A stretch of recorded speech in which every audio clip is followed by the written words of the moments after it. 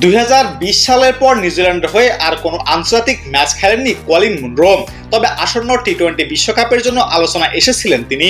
তবে নির্বাচকরা শেষ পর্যন্ত মুনরোকে নিউজিল্যান্ড দলে জায়গা দেননি, যার ফলে আন্তর্জাতিক ক্রিকেটকে বিদায় বলে দিয়েছেন 37 বছর বয়সী এই ওপেনার।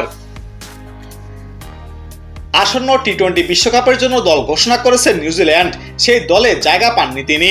নিজের অবসরে বিবৃতিতে মুনরো বলেছেন, যদিও জাতীয় দলে অনেকদিন হয় খেলা হয়নি, কিন্তু ফ্রাঞ্চাইজি টি-20 ফর্ম দিয়ে জাতীয় দলে ফেরার আশা আমি করেছিলাম এবং জাতীয় দলে ফিরতে চেয়েছিলাম। টি-20 বিশ্বকাপের দল ঘোষণার পরিপ্রেক্ষিতে এই অধ্যায়টা আনুষ্ঠানিকভাবে বন্ধ করে দেওয়ার এখনই সঠিক সময়। আমি আন্তর্জাতিক ক্রিকেটকে বিদায় জানিয়ে দিচ্ছি।